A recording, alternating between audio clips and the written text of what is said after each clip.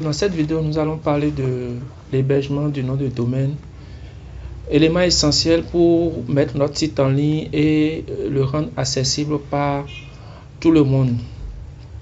J'espère que avec les précédentes vidéos, vous avez pu évoluer, vous avez pu faire ce qu'il faut, ajouter des produits, créer des pages, gérer l'affichage des pages, optimiser votre site. J'espère que vous avez fait beaucoup de choses et que normalement aujourd'hui votre boutique doit être déjà fonctionnelle, même si c'est deux produits qui sont sur la boutique, ça doit être déjà fonctionnel pour que nous passions maintenant à l'étape où il faut mettre le site en ligne. Et pour le faire, on a besoin d'acheter un nom de domaine et un hébergement. Je vais commencer par le nom de domaine. Pour donner une explication terre à terre ou bien une explication simple, le nom de domaine, il faut l'assimiler à une adresse. Je m'explique. Supposons que aujourd'hui vous avez une boutique physique où les gens peuvent se rendre pour acheter votre produit. Cette boutique est logée quelque part dans une maison. Cette maison constitue l'hébergement parce que c'est cette boutique qui héberge réellement tous vos produits. Maintenant, pour accéder à cette boutique, vous avez l'habitude d'indiquer le chemin aux gens. Si c'est dans un pays développé, l'adresse de votre boutique peut être rue de la Marina par exemple. Ce qui veut dire que le jour où vous allez donner rue de la Marina à quelqu'un, la personne pourra se rendre en même temps dans votre boutique sans se perdre. Le nom de domaine est exactement comme ça. Le nom de domaine est une succession de lettres qui permet aux gens d'atterrir directement dans votre boutique qui est en ligne. Et cette boutique, comme je l'ai dit au départ, un site internet, c'est un ensemble de fichiers. Et cette boutique est hébergée chez un hébergeur web où vous achetez l'hébergement, vous achetez un espace sur lequel vous mettez vos fichiers. Et c'est à l'aide du nom de domaine qu'on accède maintenant à ces fichiers. Donc c'est à l'aide du nom de domaine qu'on accède maintenant à votre boutique en ligne. Ce qui veut dire que le nom de domaine est réellement essentiel pour que les gens puissent accéder à votre boutique. Comment acheter un nom de domaine? Pour acheter un nom de domaine, la seule possibilité de le faire, c'est de l'acheter chez des registrars. Qu'est-ce qu'on appelle un registrar? C'est des entreprises qui vendent les noms de domaine. Et vous allez au niveau de ces registrars pour pouvoir acheter votre nom de domaine.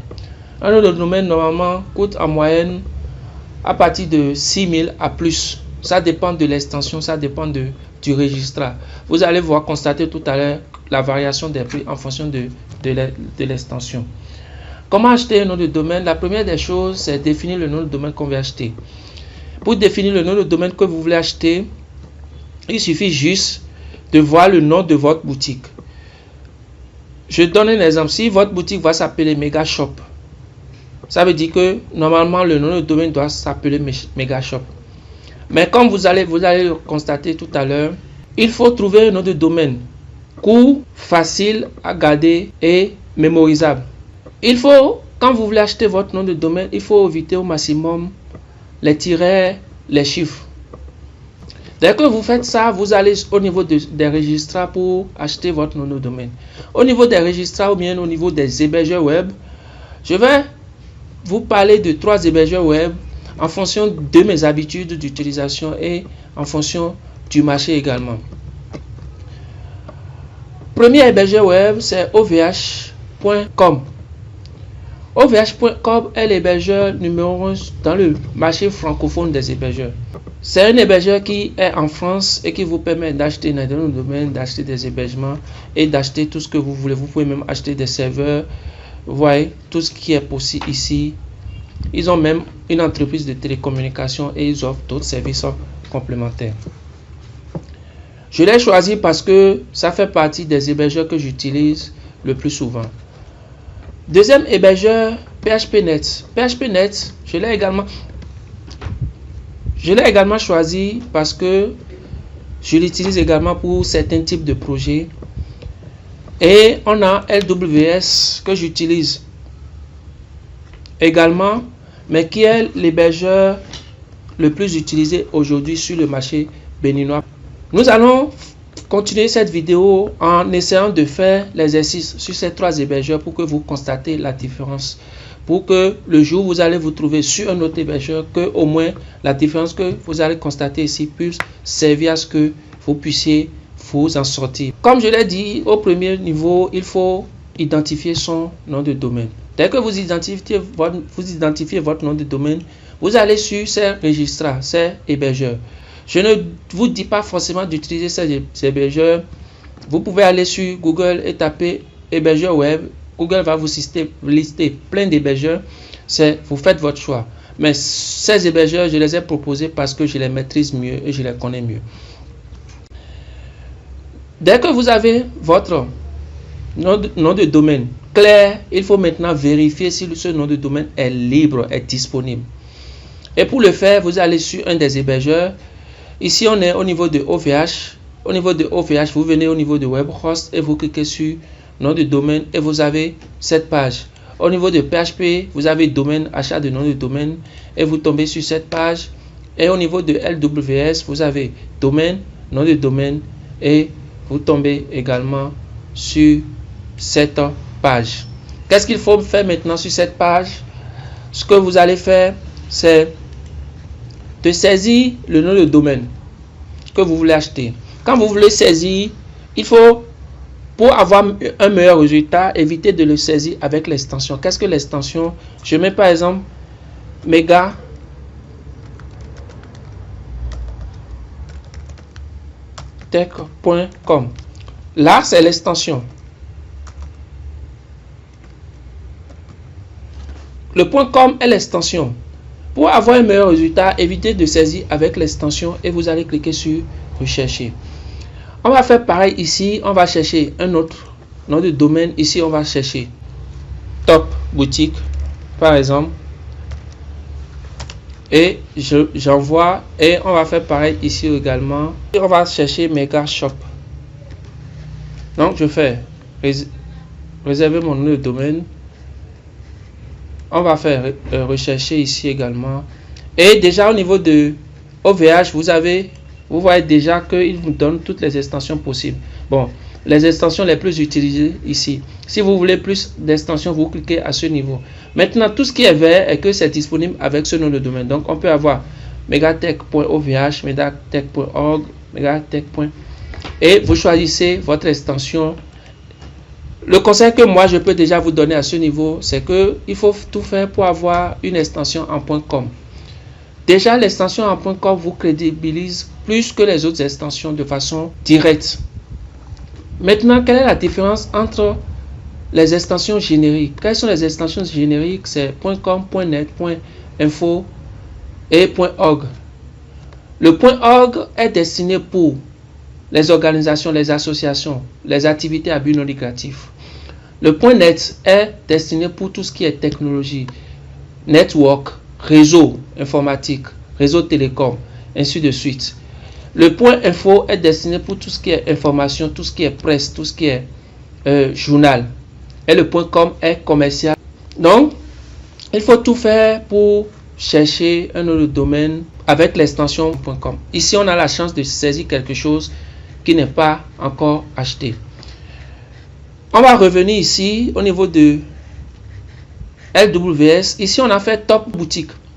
Et qu'est-ce qui s'est passé? On a Top Boutique avec tout ce qui est là. Mais on s'est rendu compte qu'il y a des croix au niveau de topboutique.xyz, topboutique.fr, topboutique.com. Ça veut dire que ces noms de domaine en extension, avec l'extension .com n'existe pas. Tout ce qu'on peut acheter, c'est ça. On va venir au niveau de PHP.net également. Il y a Megashop. Vous voyez, au niveau de Megashop, par exemple, rien du tout n'est disponible. À part megashop.mobile. Ça ne correspond pas à ce qui nous convient. Si vous tombez sur ce cas où le nom que vous voulez acheter n'est pas disponible, la seule chose que vous pouvez faire, c'est de modifier le nom, ajouter, faire des combinaisons de mots. Vous pouvez ajouter Bénin. C'est à vous de voir. Mais comme je l'ai dit précédemment, il faut éviter au maximum les tirets et éviter au maximum les chiffres.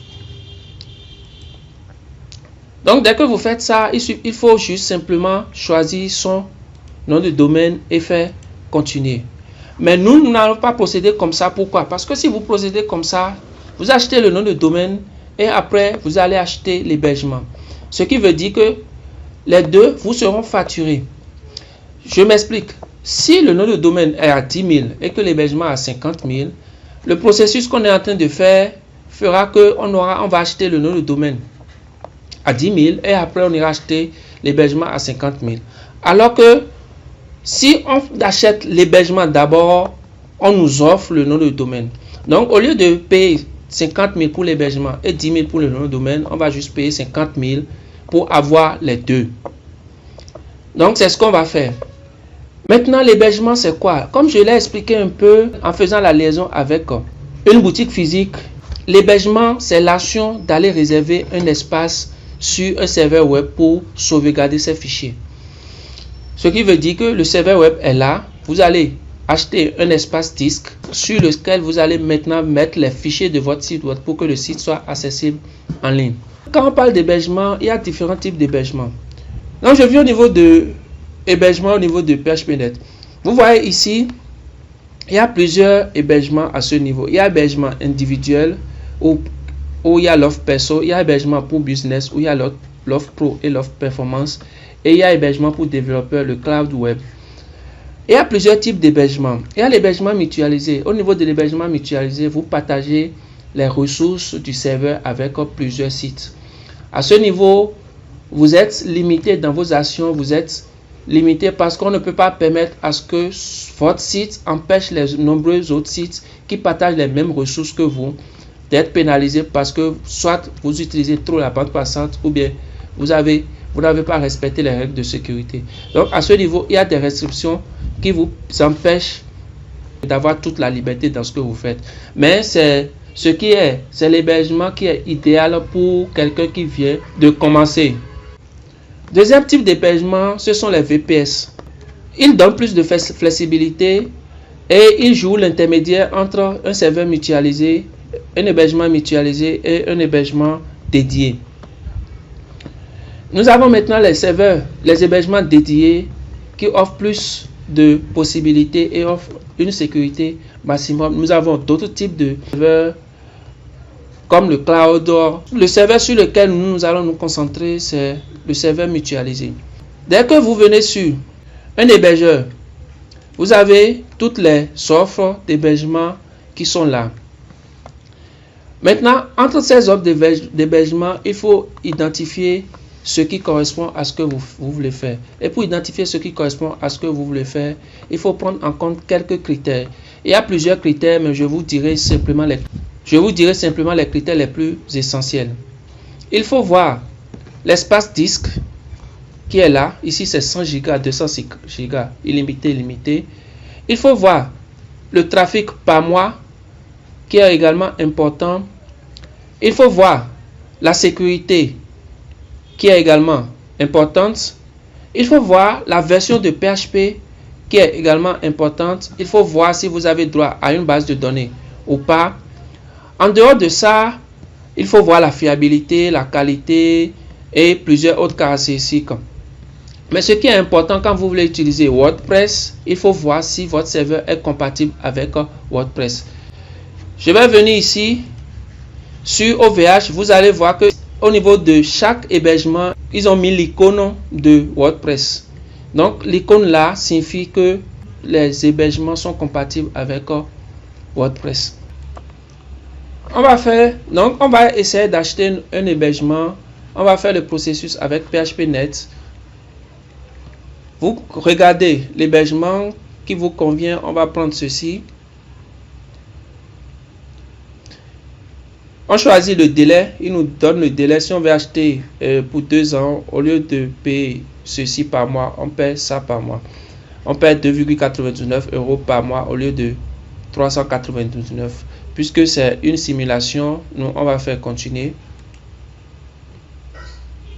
Et ici, il nous demande de saisir le nom de domaine. On va prendre megashop.mobi parce qu'on a vérifié tout à l'heure et c'était disponible. Donc je fais rechercher et il me met le nom de domaine choisi est disponible et j'ajoute.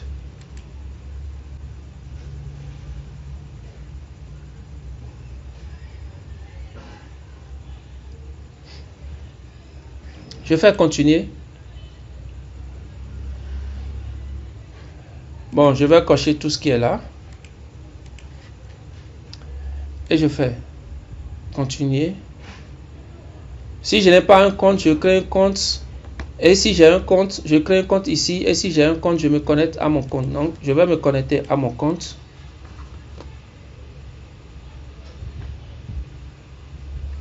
Et je fais continuer.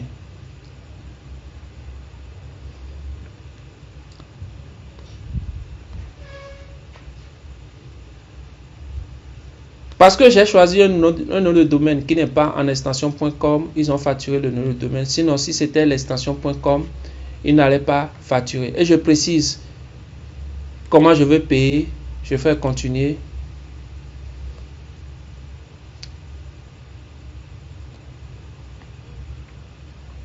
Et à ce niveau, qu'est-ce qu'il me demande? Il me demande de saisir les informations de ma carte bancaire pour faire le paiement, le numéro, toutes les informations de ma carte. Et dès que je vais saisir les informations de ma carte et je vais faire payer, en même temps, l'hébergement sera configuré sur mon compte que j'ai créé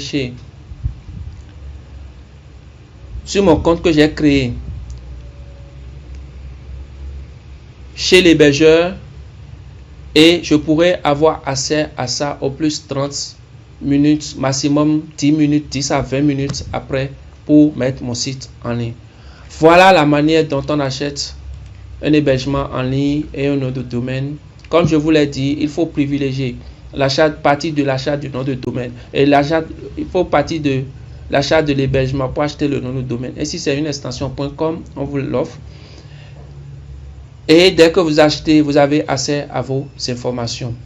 Dans la vidéo prochaine, on va voir comment préparer le serveur pour recevoir notre site WordPress pour l'envoyer en ligne. À la vidéo prochaine.